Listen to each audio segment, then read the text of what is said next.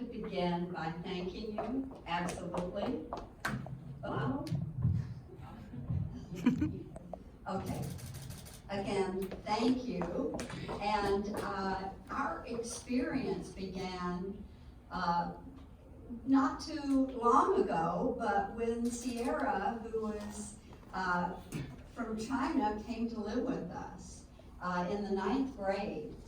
She only had to go back for 1 year during COVID, but she's graduating from Vistamar High School in El Segundo this year. And she has become a sister to Jordan and a wonderful, wonderful daughter to be proud of for us forever. And so that opened up our eyes to bigger ideas. And I want to say, what a blessing for each of you to get to go to China and to get to know about the China culture. You're going to remember this for the rest of your life, that's for sure. I've got some advice for you. It's the word give, G-I-V-E. G, give of yourself. Give them a good example. Show them how grateful you are to be a guest in their country. I, interest. Learn about them and find common interests. V, it's a vacation, so document this in photos and make a journal. E, enjoy their country and their company so that you can create a lasting relationship. When you leave, be sure to leave it better than you found it. This mutual opportunity for cultural exchange is a time to let them know about you as you learn about them. And this journal writing is essential. Take a journal, collect their names. Be sure to have that so you can remember them. I also had some ideas. You can go to Staples or FedEx and get some little business cards because it's very, very professional to give a business card to other people and have plenty to share. Also, take some postcards from your hometown and from America so you've got something more to give them.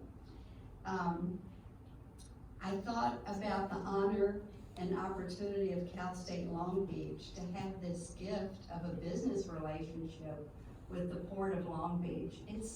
It's a blessing we never even knew about. Thank you for providing this. Now on the practical side, if you wear glasses, it's a good thing to take a second pair. Jordan was in another country and lost her glasses and had to wear contacts the whole rest of the time. So I also thought, take a couple of envelopes. So put them in your journal and put those business cards in there, both to give and to receive, because you're going to want to remember the people you're meeting.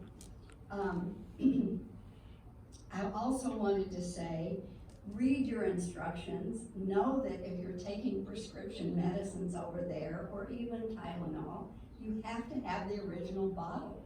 You don't want to be surprised because you didn't read the directions. They insist on knowing what you're bringing in. Also, take photocopies of your passport.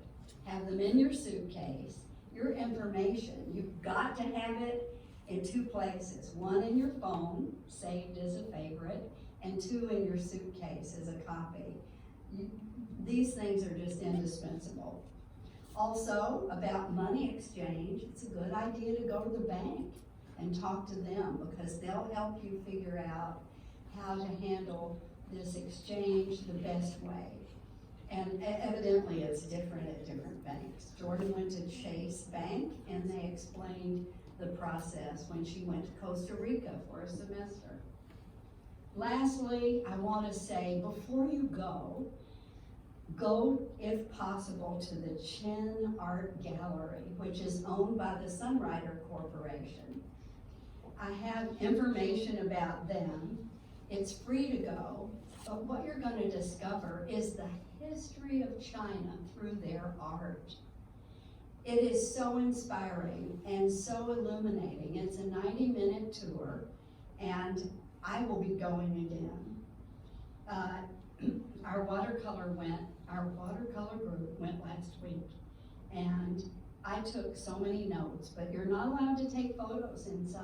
So I was drawing on little pieces of paper, putting them in my purse. When I got home, I wanted to get those names straight. So I went to something called www.china-admissions.com. I have this written down to give you students because you can go and learn 30 interesting things you don't already know about China. And number 8 is about the trains. They're evidently, the trains can go around the world 8 times. That's how many trains they've got. I've given you that secret, but there's a lot more. Finally, I have to say the art of the people in China embraces their talents and their abilities. And there's a little bit of an artist in every one of us, whether we're an engineer, an architect. There's a piece of art that when you see it, it talks to you. There's no need for the language to tell you something. You look at that talent, for instance, that painting in the back or etching, you'll learn all those things at the Chin Art Gallery. And I say, when you go, if you're informed, you'll be able to absorb a lot more. So I'm grateful, so grateful to every one of you, and I'm so excited for you to go. So that's my grandmother's message to everyone.